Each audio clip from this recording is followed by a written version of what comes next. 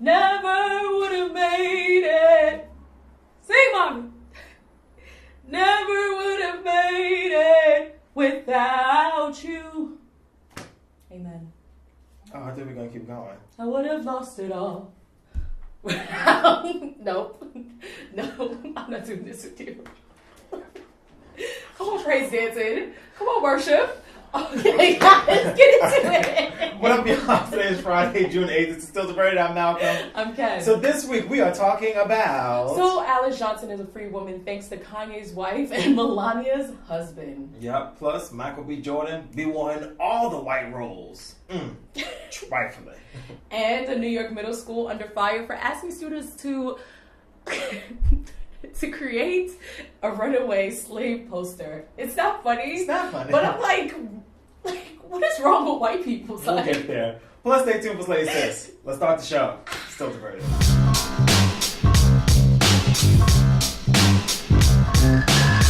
Okay, good people. Yes, what's happening? How y'all feeling? Good. Yeah. You know, this is my prime season. It's June. Happy Pride. It's Pride Month. Oh, yeah. It is also Juneteenth, so I feel like if you are not black or gay, you have to be extra nice to me because it's my time, you know. This is my time. Our time. Okay. All right. She's shaking the table. You know, the girls have been asking me. I said, I don't know. They're like, you bringing Kenya to Pride? I said, I don't know. You have to talk to Kenya. They keep bringing Kenya to Pride. Anyway. Pride is all month. But yes, Pride is all. Okay, yes, clearly you're not going to Pride. You're like, it's every day. It's like, yes, it's like Pride is every day. It's like the Christmas season, but Christmas is only one day. Yeah, you know? yeah, like they light up the tree only one day. Exactly. I got it. Well, no, whatever. You only get gifts one day. No, they light up the Pride. tree at Rockefeller Center and then everybody goes. Yes, but that's not even on Christmas. That's like the day after Thanksgiving or something. Like, anyway. Neither here nor there. All right, let's jump right into it. So this week on Keeping Up with Prison Reform, Kim Kardashian, wow, actually out here making moves. What a transition! Keeping Up with Prison Reform, Kim Kardashian. Like you would never think you were here. Oh yeah, well I did that because Keeping Up with the Kardashians, Keeping Up with Prison Reform. Oh, that's good. My brain works fast, girl. Thanks. Anyway, so Kim Kardashian, actually last week she sat down with y'all's president to talk about prison reform, and me, like most of the rest of the internet, was like, what the fuck does Kim Kardashian have to talk to DT about prison reform? But apparently they had a conversation, I think it was last week Wednesday, but apparently they had a conversation. I wasn't sure how it went, but now it seemed like it turned out well because this woman that Kim was, I don't want to say rooting for, but for lack of a better term, rooting for. She was really fighting for this woman by the name of Alice Johnson, and she has been, is part of the correct word? I don't know if part is the word I should go with. She was granted clemency? Yes, there you go. So she is now a free woman. She is out of jail. She was released yesterday, June 7th, and she released a quote to Good Morning America.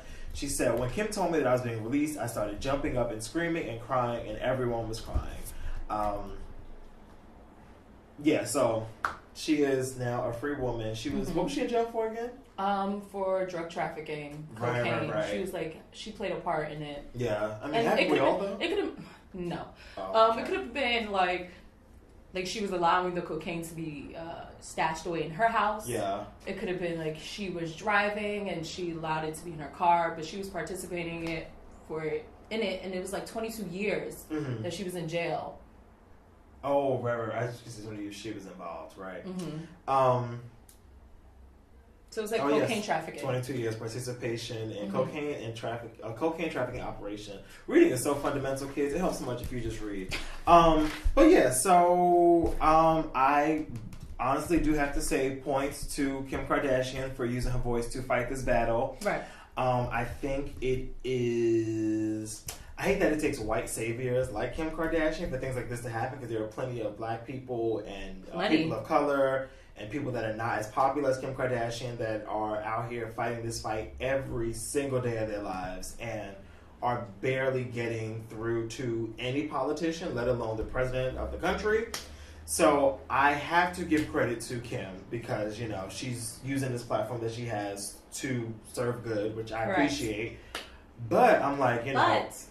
But there are many organizations in America the USA, right on crime in Texas. And it's wild that they even, I don't want to say it's wild that they have one in Texas, but I feel like Texas would be like the first one to be like, oh, go to jail. Like, I know exactly. Did you see that meme? I think it was a tweet, and it was like Drake was in the studio like piping up on these niggas because of the blackface thing.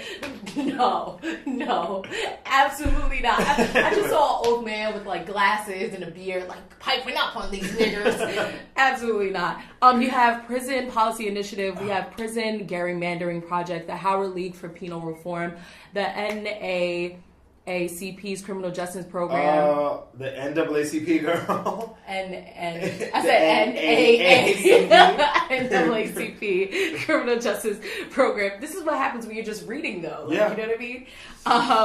The Ex-Offenders Page Network, and I could go on and on. The Substance Project. No, absolutely this is what she's looking at is like 30 days or 30 organizations. My point is that there are a lot of prison reform organizations, and Kim Kardashian is not the catalyst of them.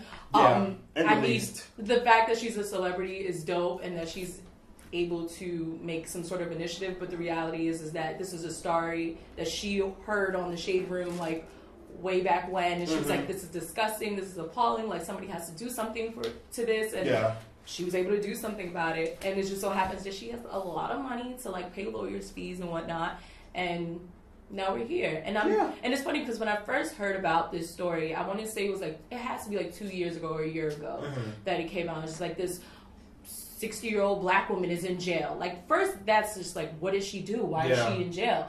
And then you find out what it is, and you find out how long she's been in jail. Of course, you're going to be disheartened. And I feel for Kim Kardashian because she probably saw this story like, this could be my kid's grandma. Yeah. You know what I mean?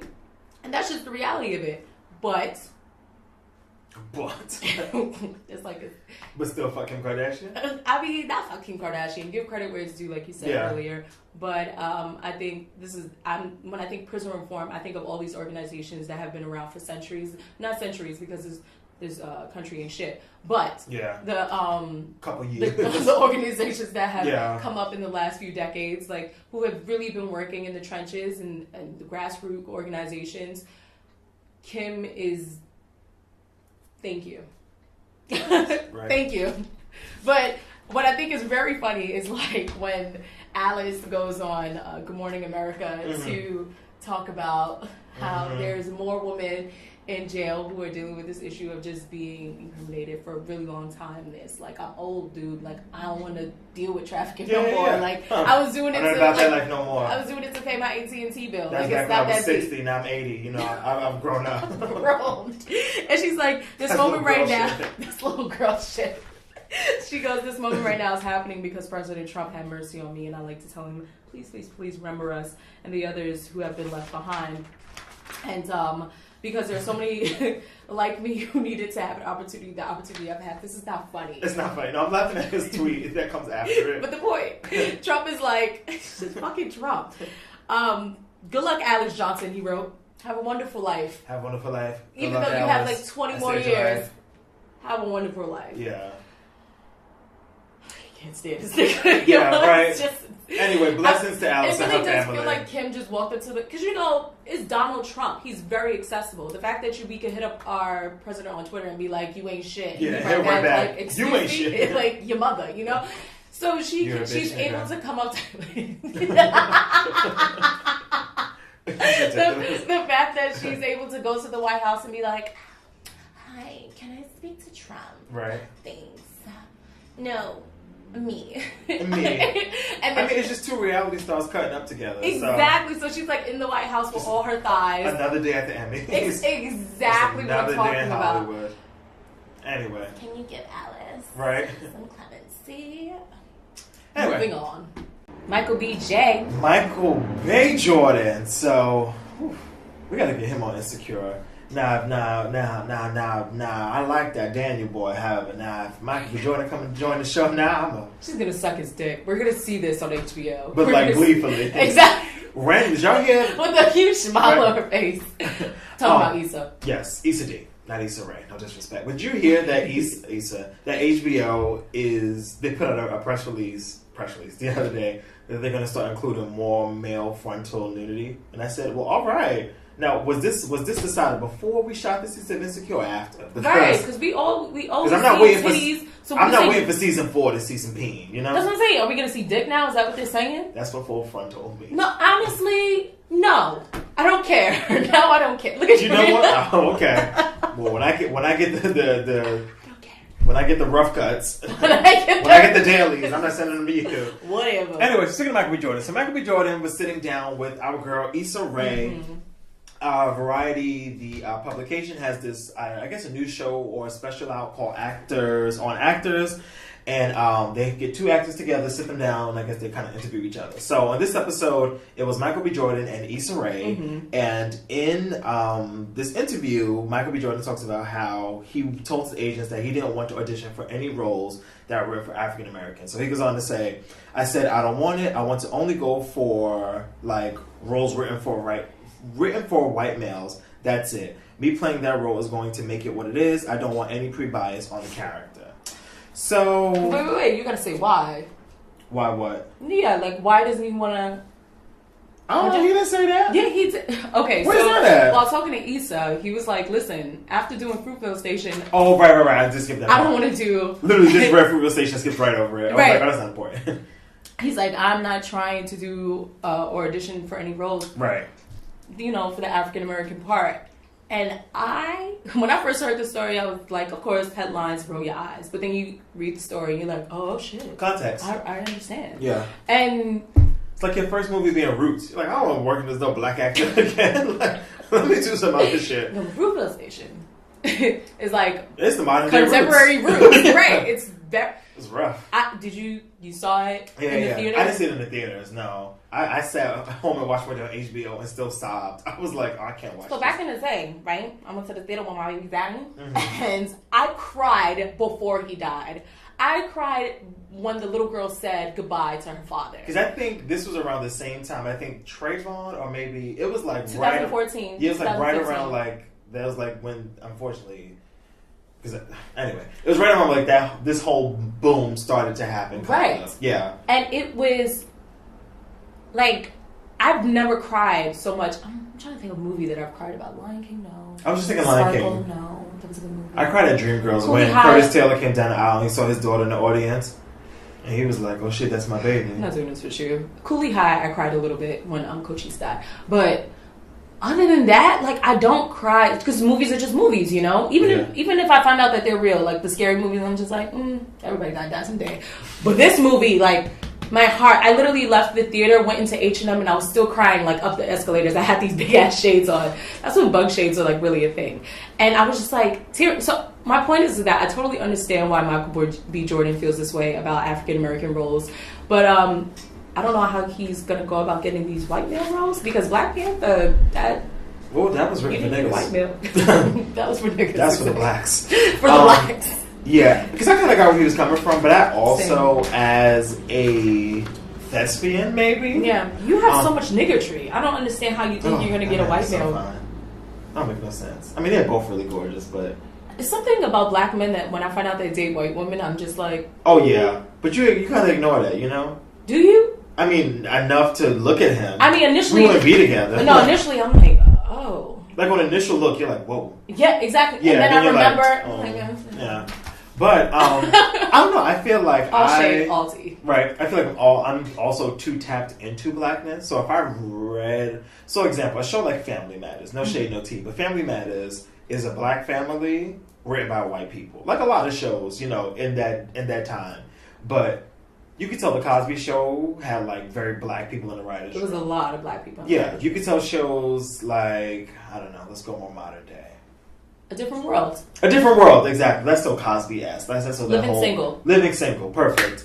As opposed to a show like Family Matters, where like that family could have easily been Bob Saget and whoever else was casted on Full House, and it would have been the same exact show. Right.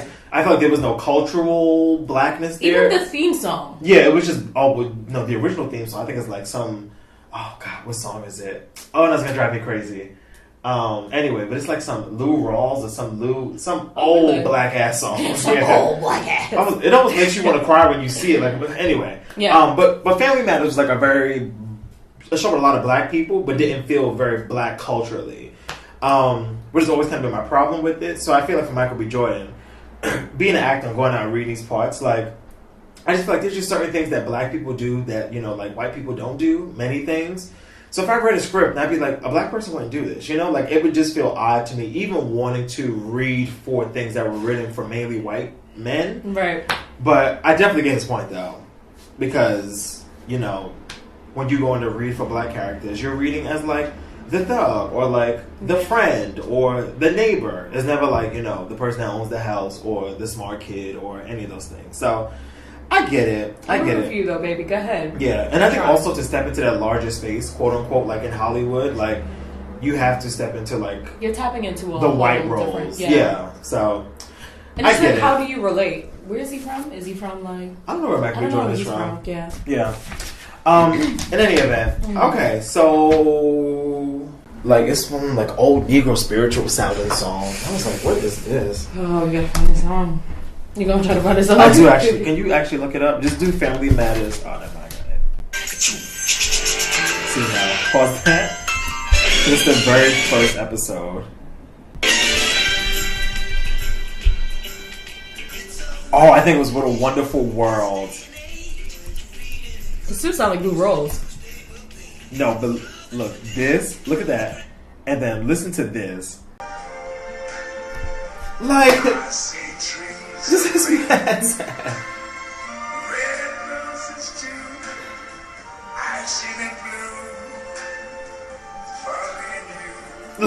Oh, give me a fucking break.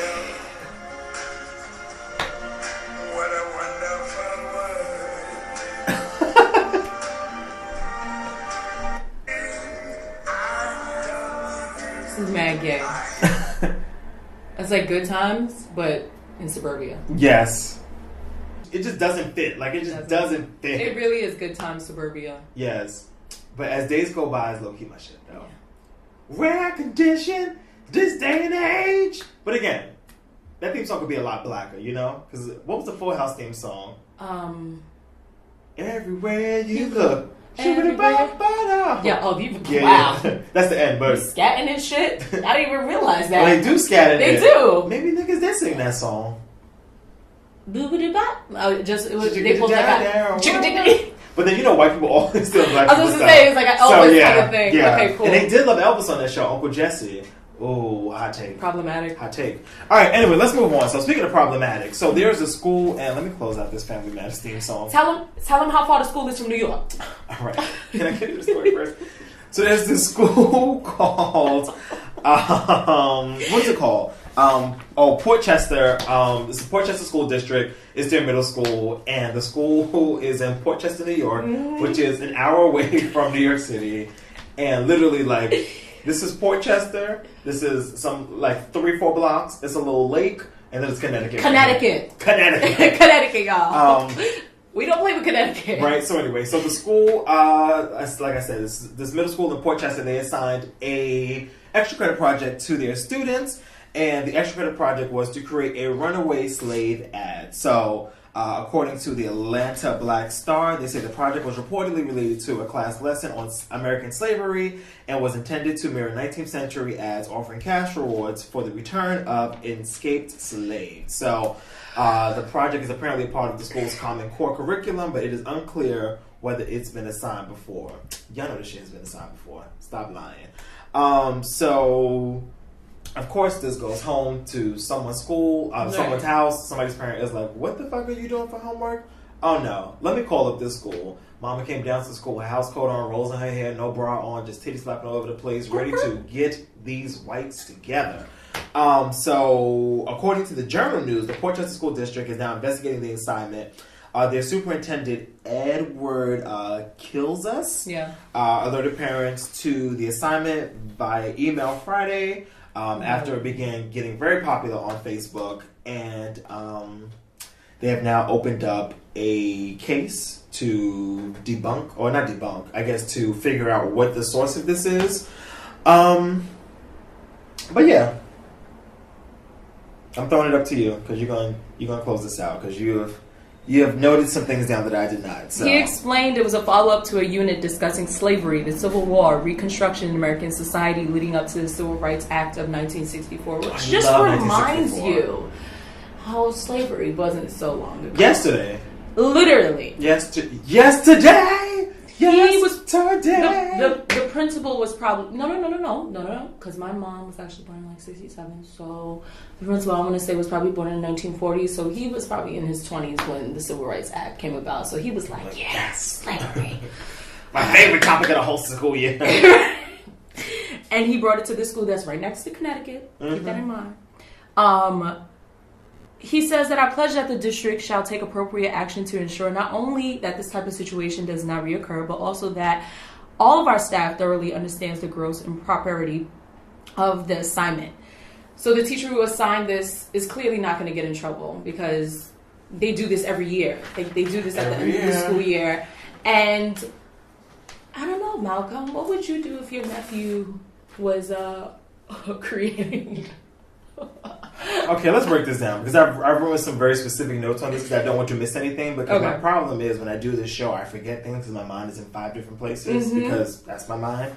But okay, so first, what the fuck? I think that is just the general. Right. What the fuck? Like, what kind of assignment is this? Like, what does this even teach the students about how slavery happened and how it was terrible? And like, I don't understand. How are we showing the suffering of enslaved Africans? So let's take a look at this picture. I forgot to even bring this up. So this is the poster that was the assignment.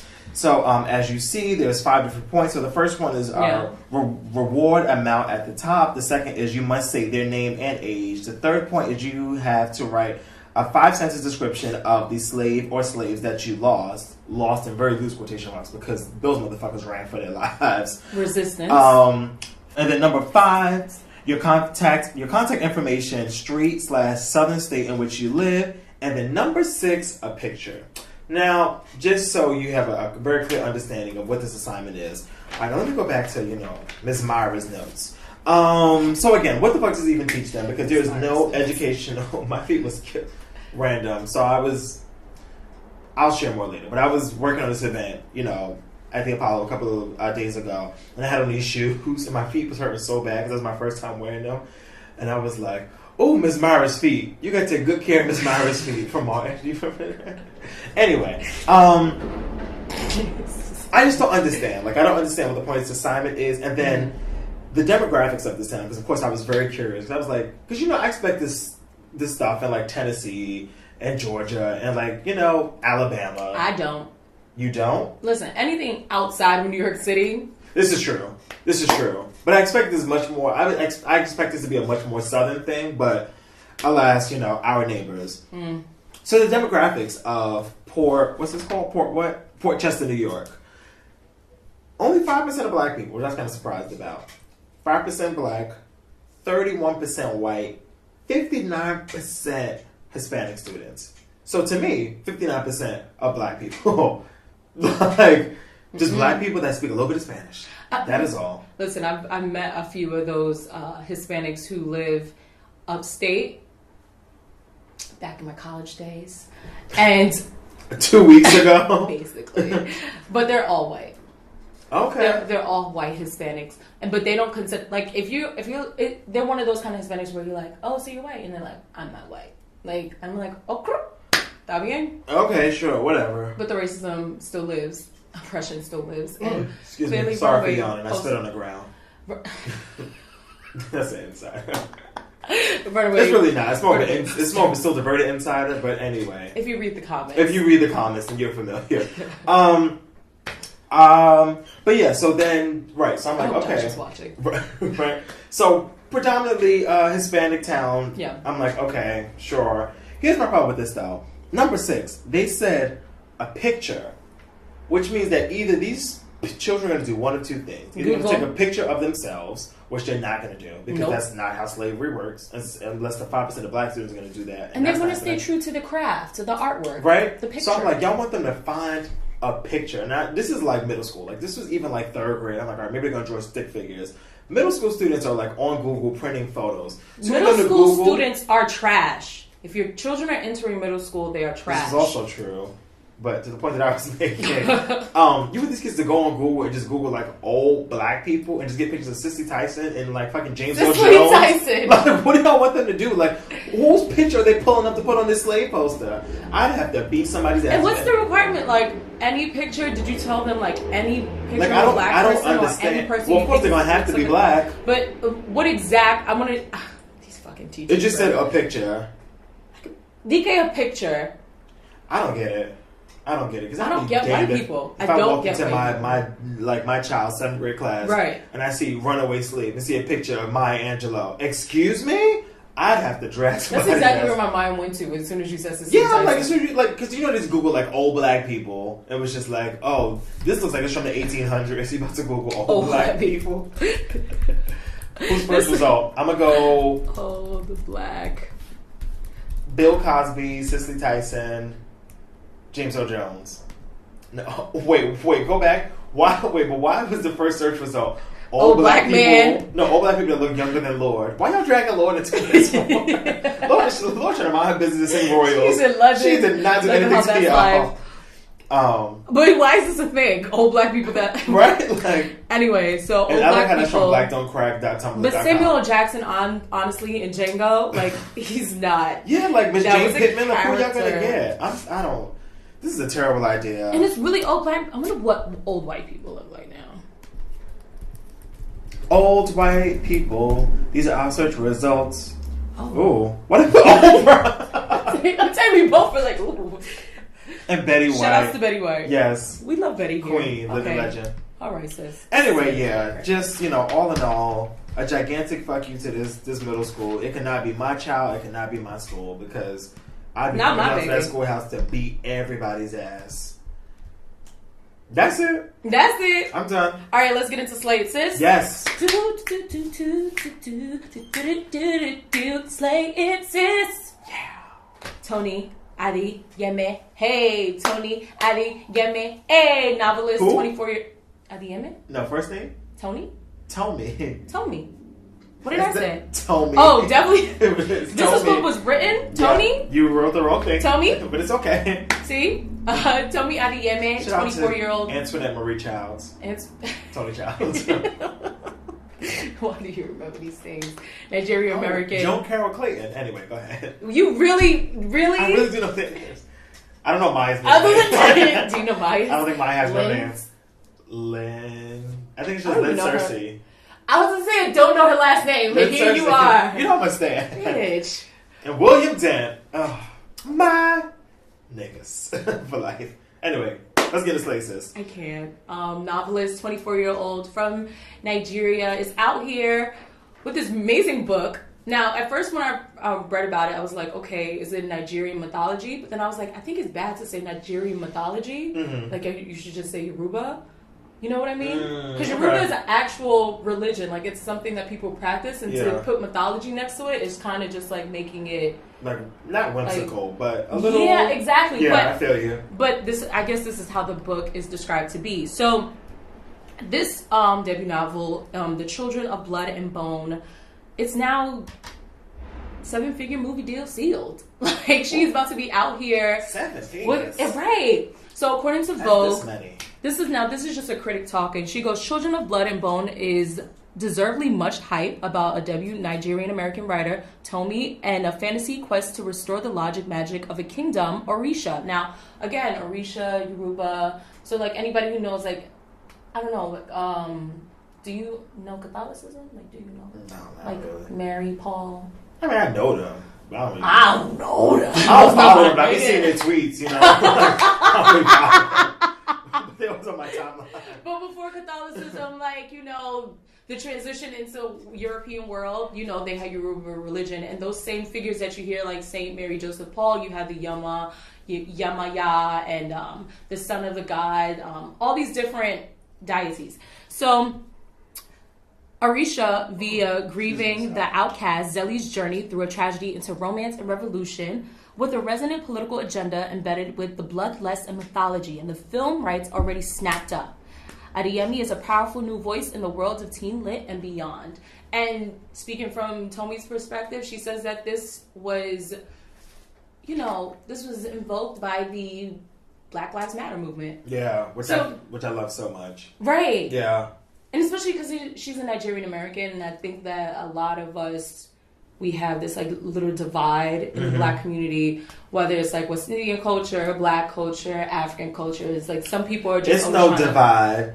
It's the Africans and the West Indians acting like they better than the Black Americans, and that's all it truly be. Because we want to love, we want to kiss up and rub and fill up on everybody, but y'all be acting like, ooh, you American Negroes, like you a Negro too, you American Negroes, right? Uh-huh. No, I mean, but yeah, I totally feel where you're coming from, but shout out to Tomi for being this beautiful Black woman, 24 years old, out here. Buy this book, signed, sealed, delivered. Get it on Amazon. I'm gonna buy this book and not read it, not because I don't want to read it, but just because I just can't get the books. Like my attention span is of a 2-year-old. Like I can't finish anything. It's strange because she goes to the library, like gets books, sure does, brings them home. She sure does. And then brings them back. Yeah. And I'm like, so how was this book? He's like, oh, I gotta take that back to the library. Yeah. I'm like, baby, okay. But I can't fit, like, it sounds so, like, cliche, but my life is literally too busy. Like, I have not finished Dear White People. I have not caught up on Sugar. Like, there's so much stuff that that's neither here nor there. Yeah. But, and shout out to her father, too, who has read the book 16 times. Oh, that's right. That's a good zaddy. Oh, shout out to all supportive zaddies. Shout out to my zaddy that watched the show. Supportive parents. Right. I love you guys. Word. Because you just fuck with anything your child decides to do as a vocation and occupation. You're just there for them. Because that'll keep you fed. Alright, that wraps up this week's episode. Make sure you get at her at Camera. You can follow me at _HeyMalcolm. You can always tweet along with the show using the hashtag fully loaded. Oh, fully loaded. What? Still diverted, right? This is what you call autopilot. I am on fumes, y'all. If you don't cut that damn thing off. Always tweet along the show using the hashtag still diverted. Can you turn that down? You can check out my other show, the Fully Loaded Podcast, which was not on purpose. Wow, that's what we do now? That's what I do. That's what we do now? I plug Still Diverted on Fully Loaded, so yes, that is what we do now. You can check out my Instagram page. It's just full of beautiful Black women. Happy Pride. Anyway, Happy Pride. Have a great weekend. We'll talk to y'all next week right here on Still Diverted. Take care, guys.